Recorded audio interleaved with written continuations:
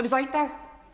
Peter Mandelson wouldn't have survived the vetting for a kids' football club. An MP just said in Parliament what the entire country has been thinking, and what comes next is even more direct.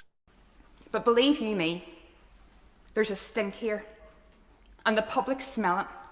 And if we're serious about getting better in terms of making our constituents' lives better, in terms of proving that this place can deliver, well, every single person here today.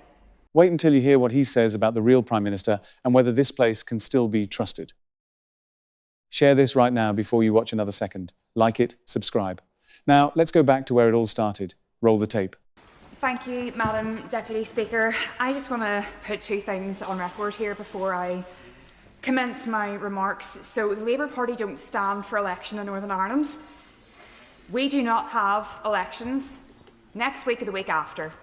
So, everything I'm about to say has got absolutely nothing to do with a so-called political stunt, but everything to do with the integrity of this House. And by the way, I find patronising the context that we shouldn't be discussing these things because the government of the day want to get on with the cost of living. I have had 2 car bombs at the edges of my constituency in the last 5 weeks, so believe me, there are much bigger things that I would prefer to be talking about at this time.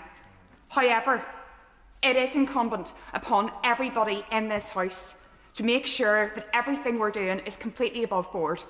Now, last week, I posed the question. I don't know why Mandelson was appointed. Prime Minister then said it was a mistake. But here's what I don't understand. Everything that was out there about Mandelson that would have been cause for concern was open source material. It was out there. Peter Mandelson wouldn't have survived the vetting for a kids' football club, and rightly so. And yet we're expected to believe from those benches that it's nothing to see here, we're going to do some process here and there, it's a bit of a hoo-ha, as if there's been a bit of opprobrium around an appointment of a local Rotary club. But don't worry about that. It seems to be jobs for the boys going great guns over the road there. Instead of a meritocracy, it's a chumocracy. And that is at the nub of this. We cannot get answers as to why this was done.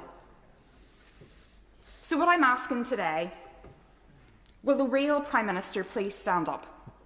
Please stand up. Is it the man who wanted to tread lightly on our lives? Is it the man who promised a decade of national renewal? Is it the man who said that he was going to do things by the book and better? Because in my nearly 2 years here, I have not seen that.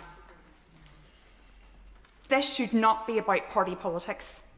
This should be about doing the right thing. And I'm here as one member of my party, so I'm aware that I'm speaking from a place of privilege myself. But believe you me, there's a stink here, and the public smell it.